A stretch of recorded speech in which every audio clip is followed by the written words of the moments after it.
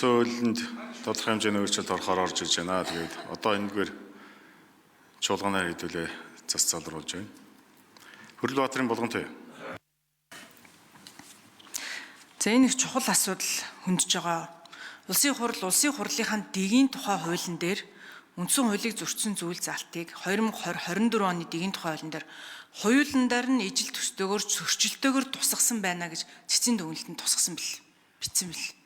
Тэгэхээр улсын хурал өөрийнхөө дэгийг ч үндсэн хуулиндаа нийцүүлж хийж чаддаг байна л гэсэн үг байхгүй юу? Очроо тгшүүний яриад байгаа бол тэр бүл бүтэн таад ингээд олуулаа суугаад 2 удаа дэгээ батлагтаа 2 удаа үндсэн хуулийн зөрчилтэй улаан цагаан үндсэн хуулиндаар цаг нартай хинж ойлгохоор юмыг бичсэн байхад үнийг нэг ойлгоо зөв тусгачихгүй дээ гэж. Тэгээ энүүн дээр тухайн үед ажлын хэсгийн ахлагчаар би нэг шүлгэж харсан. Ажлын хэсгийн ахлагчаар манай Бямцаг сайд ажлын хэсгийн ахлагчаар ажилласан бэл. Дэгийн тухайн хуулийн ажлын хэсгийн ахлагчаар. Тэгээ сая үндсэн хуулийн цэцтэр үндсэн хуулиа хамгийн сайн мэддэг хүн гэж очиж одоо эсрэг талаас очиж маргасан.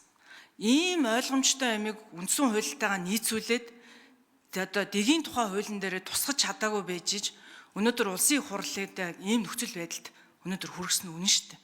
Тэгээ үндсэн хуулийн цэцээс өнөөдөр та нар нэг дэгийн тухайн хуулийн дээр маш тодорхой заасан ямиг одоо хуульдаа нийцүүлээ гэдэг дүгнэлтийг өнөөдөр бүгдээрээ хүлээж авах гад хэлцээ сууж байгаа нь үнэн. Тухайн үед өнөөдөр тэр улсын хурлын тамийн газрын дараагаар үлзий сайхан дараа та өөрөө ажиллаж ирсэн.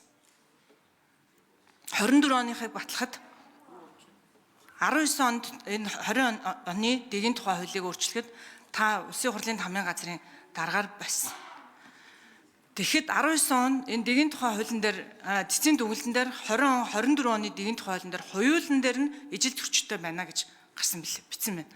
Тэгэхээр өөрөөр хэлбэл бид нар дэгийн тухай хуулиач үндсэн хуулийн зөрчилгүйгээр хийж чадаагүй байна. Хийж чадаагүй байна. Энэ бүгдийгээ бид нар засах нь зөв зүйтэй шүү дээ.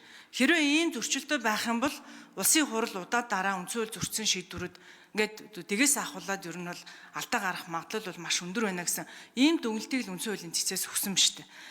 За энэ удаагийн ялангуяа үндсэн хуулийн одоо дүгнэлтээс бас нэг хараад энэ дэгийн тухай хуулиа ер нь нэг улам сайн сайжруулах, ялангуяа үндсэн хуулийн дээр нарийн цаг нартаа заасан, нарийн зохицуулалтаа заасан асуудлуудыг миний бодлоор магадгүй эндээс бүр нэг ажлын хэсэг гаргаад ажиллах нь зүйтэй хаа. Дараагийн байнгын орооны хурал даргалагч нарыг, дараагийн хуралдаан даргалагч нарыг үндсэн хуулийн ямар нэгэн асуудал болохгүй тулд бид нар ингээд зөрчилтэй хуулиар өөрөөр хэлбэл 6 жил үндсэн хуулийн хувьд зөрчилтэй хуулиар 6 жил манай улсын хурал дэгийнхаа хуулийг хийгээд ингээд явцсан ийм л одоо харамсалтай одоо нөхцөл байдлыг сайн өнөөдөр гаргаж